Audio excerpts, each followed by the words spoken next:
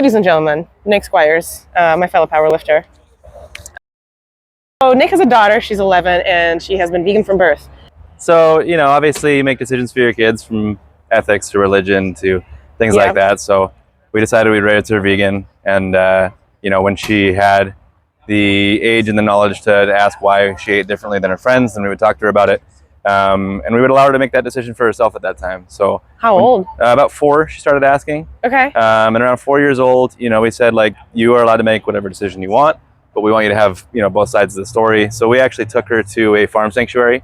Nice. We had her spend some time, we skipped the whole slaughterhouse video footage intro that they do. We didn't want to force it on her, right? Right. And so we just took her to meet the animals. Yeah, that's traumatizing. Yeah, so just meet the animals, spend some time with the cow. A lot of kids don't have that experience. Yeah. These are cows that came from factory farming. These are chickens and pigs that came from farms. And this is what that food comes from. So your mom and I made that decision not to eat that because I don't think it's the right thing to do to these animals, but you can do whatever you want.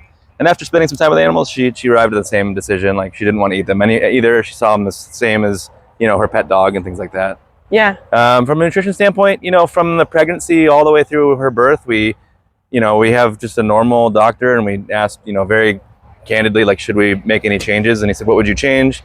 We'll monitor everything, but her growth was fine through gestation. Her growth was fine as a child. She's nice. Completely average in height and weight for her age. So there's never been anything that indicated that she's lacking from anything. So how hard is it for young kids to make the connection of, okay, dairy comes from cow, cow is forcibly impregnated, and the kid is taken away because you don't want to be graphic, but you also want to, make sure they understand, especially when kids are younger. So like eggs and milk and stuff.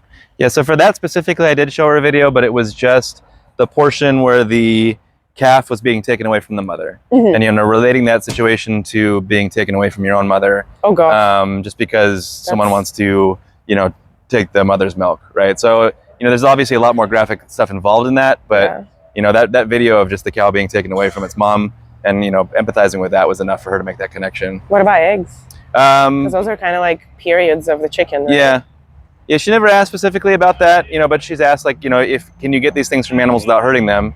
And I said, oftentimes, you can, but if you commodify anything that involves a living animal, the living conditions are going to be impacted, and those animals are going to suffer. So that's true. There's no real ethical way to get animal products, without hurting somebody. Yeah.